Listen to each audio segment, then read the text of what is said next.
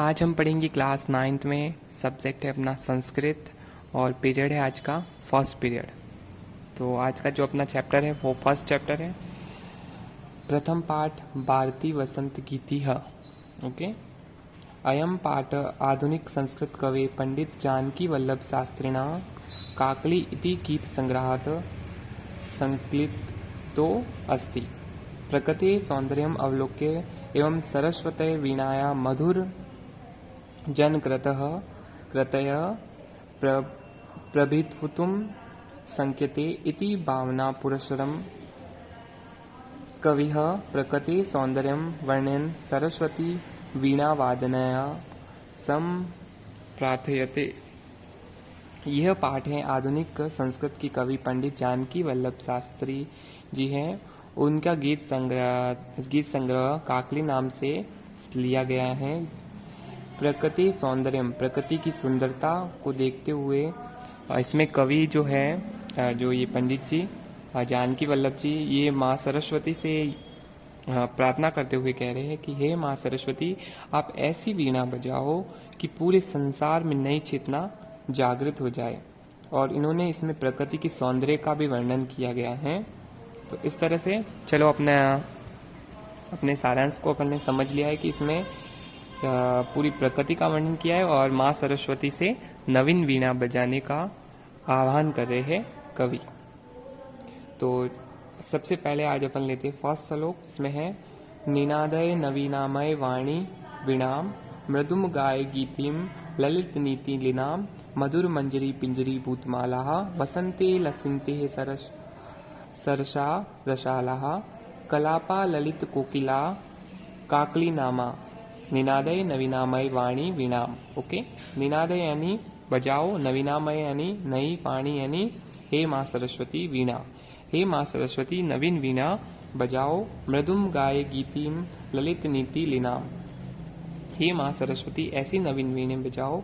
मृदुम यानी होता है मधुर, गाय यानी गाओ, गीति यानी गीत, ललित यानी सुंदर, नीतियों से परिपूर्ण। हे माँ सरस्वती नवीन वाणी, ऐसी वाणी बजाओ जो मधुर और नई नीतियों से सुंदर हो, परिपूर्ण हो। ओके, ऐसे गान गाओ माँ सरस्वती से कह रहे हैं। मधुर मंजरी पिंजरी भूतमाला वसंते लसिंतः सरसा रसाला। मधुर यानी कोमल, मंजरी यानी आम्र पुष्प, आम के जो फूल होते हैं ना, आम के पेड़ पे आम्र पुष्प कहते हैं। पिंजरी भूतमाला का होता है पीले वर्ण से युक्त पंक्तियां। ओके, वसंती का होता है वसंत ऋतु, लसिंते यानी होता है सुशोभित, सरसा यानी होता है रस से भरा हुआ, रसाला यानी होता है आम। तो कवि कहता है हे माँ सरस्वती, वसंत ऋतु में आम्र पुष्प के कारण पीले वर्ण से युक्त सरस आम की वृक्षों की पत्तियां सुशोभित हो रही है, यानी सुशोभित हो रही है। तो हे माँ सरस्वती, फिर आगे कहते हैं कलापा ललित कोकिला काकली नामा। ओके, तो कलापा यानी होता है समूह, ललित कोकिला यानी मनमोहक, कोकिला यानी कोयल, काकली नामा यानी कोयल की आवाज। तो इसका जो अर्थ होगा वो होगा मनमोहक कोयलों की कूक तथा कोयलों के समूह सुंदर लग रहे हैं। हे माँ सरस्वती, सबसे पहले वापस निनादय, हे माँ सरस्वती नवीन वीणा बजाओ। ओके, तो इसका ये अर्थ हुआ। इसको आपको अच्छे से लर्न करना है, इसके शब्दार्थ को भी अच्छे से लर्न करना है। नेक्स्ट लेते हैं, जैसे वहति मंद मंदम सनीरे समीरे कालिंदात्मा जाया स्वनीरतीरे नंताम पंक्ति मालोक्या मधु माधवीनाम निनादय नवीनामय वाणी वीणाम। ओके, तो इसका भी अपन जो शब्दार्थ लेते हैं, वहती यानी होता है चलना या बहना, जैसे हवा बहती है ना। मंद मंद यानी धीरे, सनीरे का मतलब होता है जल से भरा हुआ, जल से पूर्ण, समीरे यानी पवन।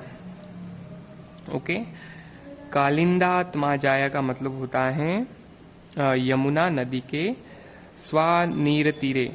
स्वानीर तीरे का मतलब होता है बेद की लताओं से युक्त तट पर।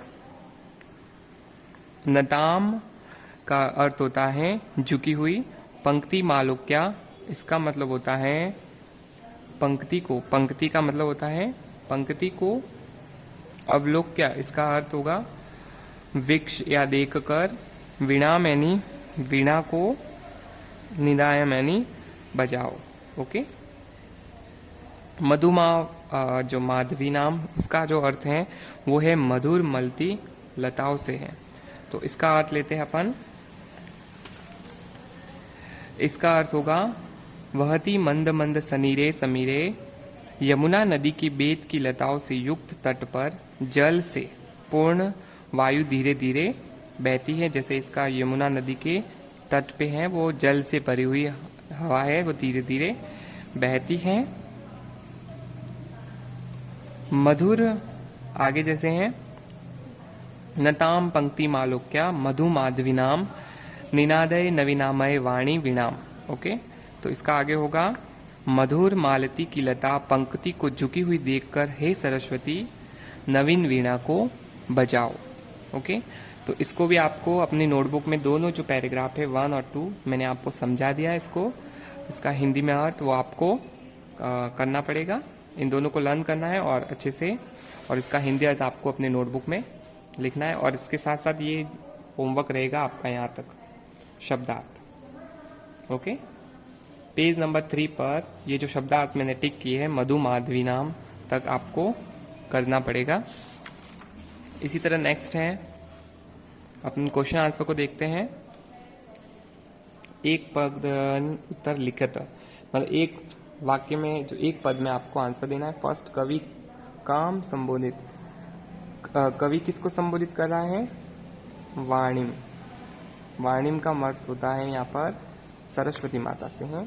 इसी तरह कवि वाणिम का वादिते प्रार्थती, कवि जो माँ सरस्वती से हैं क्या बजाने को प्रार्थना कर रहे हैं? वीणाम। क्या बजाने को? वीणाम। इसी तरह नेक्स्ट है कीदृशी वीणाम निनाद्युते प्रायते, वीणा जो कवि हैं वो माँ सरस्वती से किस प्रकार की वीणा बजाने को कह रहे हैं? नवीनाम, नया। तो इसका अर्थ हो गया नवीनाम। ओके। तो यहाँ तक कि आज की क्लास में। अब देखो आपको जो होमवर्क करना है वो इस तरह से रहेगा। श्लोक फर्स्ट और सेकंड जो श्लोक है उसका आपको हिंदी अर्थ लिखना है अपनी नोटबुक में। सेकंड जो होमवर्क है आपका वो रहेगा शब्दार्थ। थर्ड रहेगा जो पेज नंबर 1 पर क्वेश्चन दिया हुआ है एक पदेन उत्तर, उसका ख ग उसमें आपको करना है, ये आपका होमवर्क है।